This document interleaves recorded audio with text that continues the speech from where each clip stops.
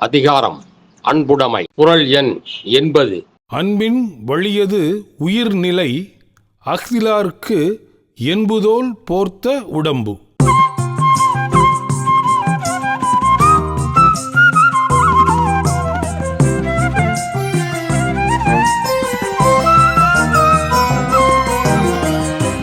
அன்பின் வழியது உயிர்நிலை அஃதிலார்க்கு, அன்பின் வழியது உயிர்நிலை அஃதிலார்க்கு என்பு தோல் போர்த்த உடம்பு, என்பு தோல் போர்த்த உடம்பு.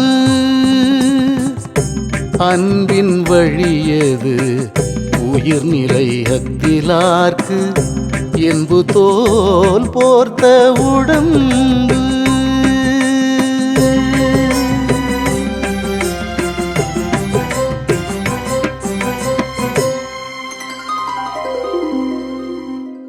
இந்த உலகத்தில் அன்பு என்பது எவ்வளவு அவசியமானது அப்படிங்கறத வள்ளுவ பெருந்தகை பல்வேறு விதமாக நமக்கு குறிப்பிட்டிருக்கின்றார்.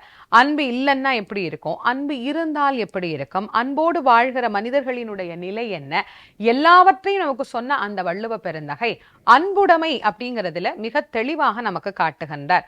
அன்பு என்கின்ற ஒன்றை உள்ளத்தில் வைத்து கொண்டவர்கள் இந்த உலகத்தில் எல்லாவற்றையும் பெற்றவர்களாக ஆகிவிடுகிறார்கள். அன்பு இல்லாதவர்கள் எதையும் பெறுவதற்கு தகுதி இல்லாதவர்களாக மாறிப்போய் விடுகின்றார்கள் என்று வள்ளுவர் திருக்குறளில் மிக தெளிவாக நமக்கு எடுத்துரைக்கின்றார். அதனால் தான் வள்ளுவ பெருந்தகை நமக்கு காட்டுகிறார், எல்லாவற்றையும் எதன் மூலமாக பெறுவது, அன்பின் மூலமாக பெறுவது.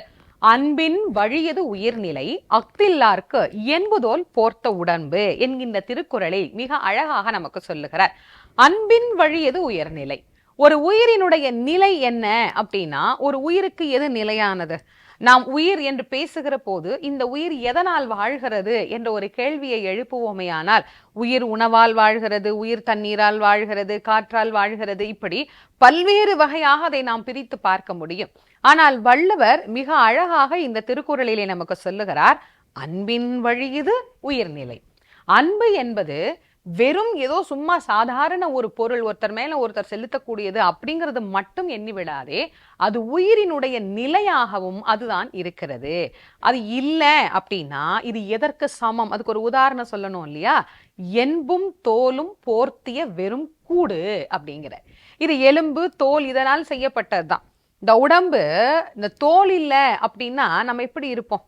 நீங்க வள்ளுவர் எவ்வளவு நுட்பமாக உடம்புல எவ்வளவு விஷயங்கள் இருக்கு, ஆனா இதெல்லாம் சொல்லாம வள்ளுவர் சொல்லுகிறார் பாருங்க, எலும்பும் தோலும் போர்த்தி, எலும்பை வச்சு உள்ள தோலை போத்துன ஒரு கூடு மாதிரி போயிரும் இந்த உடம்பு அப்படின்னு சொல்றார். அது எதற்காக அதை நமக்கு மிக அழகா வலியுறுத்தி சொல்லி இருக்கிறார் அப்படின்னா, அங்க கொஞ்சம் யோசிக்கணும்.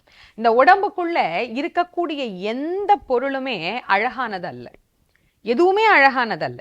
ஆனா நாம அழகா தெரிகிறோம். எப்படி தெரிகிறோம்? ஒரு வீட்டுக்குள்ள, அதுவும் முக்கியமா குழந்தைங்க இருக்கிற வீடு எடுத்துக்குவோம். குழந்தைங்க இருக்கிற வீட்டுல கண்ணா பின்னான்னு எல்லாத்தையும் தூக்கி போட்டு வச்சிருப்பாங்க. அங்க கிறுக்கி இருக்கும், இங்க கிறுக்கி இருக்கும், இந்த சாமான தூக்கி அங்க போட்டிருக்கோம், அந்த சாமான தூக்கி அங்க போட்டிருக்கோம். வீட்டுக்கு யாராவது திடீர்னு சொல்லாம ஒரு பெரியவங்க யாராவது வந்துட்டாங்கன்னு வச்சுக்கோங்களேன், உடனே அந்த அம்மா என்ன தெரியுமா பண்ணுவா, முடிஞ்ச வரைக்கும் தூக்கி எல்லாத்தையும் உள்ள கடாச பாப்பா. வேற வழி இல்ல, அப்படி சிந்தி வச்சிருக்கோங்க குழந்தைங்க.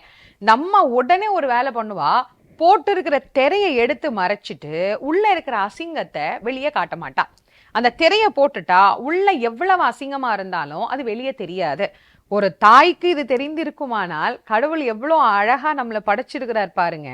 நம்மளை எல்லா அசிங்கத்தையும் உள்ள வச்சு மேல ஒரு தோலை போட்டு என்ன பண்ணிட்டார், மூடிட்டார், மறைச்சிட்டார். உள்ள என்ன இருக்கு யாருக்கு தெரியும்? யாருக்குமே தெரியாது. உள்ள என்ன இருக்கு அப்படிங்கிறது தெரிஞ்சா நம்ம எப்படி இருப்போம்? நீங்க கண்ணாடிக்கு முன்னாடி நின்று இப்ப நம்மளை பாக்குற மாதிரி பார்க்க முடியுமா? இல்ல கண்ணாடி தான் கண்டுபிடிச்சிருப்போமா? முதல்ல யோசிச்சு பாருங்க. கண்ணாடியே கண்டுபிடிச்சிருக்க மாட்டோம்.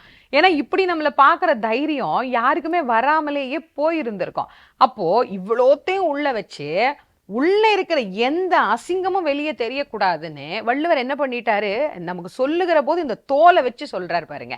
உள்ளே இருக்கின்ற அசிங்கத்தை இந்த தோல் எப்படி வெளியே காட்டி கொடுக்காம இது மறைத்து நம்மளை அழகா காட்டி கொடுக்குதோ, அது மாதிரி நீ மனசுக்குள்ள இருக்கிற எந்த குப்பையா இருந்தாலும் சரி, அன்பை வெளிக்கொண்டு விட்டே ஆனால் அந்த அன்பு என்கின்ற ஒன்று எதையுமே நமக்கு காட்டி கொடுக்காது. அதனால்தான் அன்பு என்பது அவ்வளவு உயர்ந்ததுன்னு சொல்ற.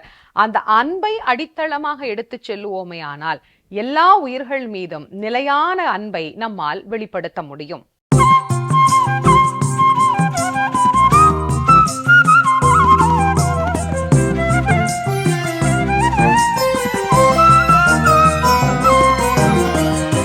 அன்பின் வழியது உயிர்நிலை அக்திலார்க்கு, அன்பின் வழியது உயிர்நிலை அக்திலார்க்கு, என்பு தோல் போர்த்த உடம்பு,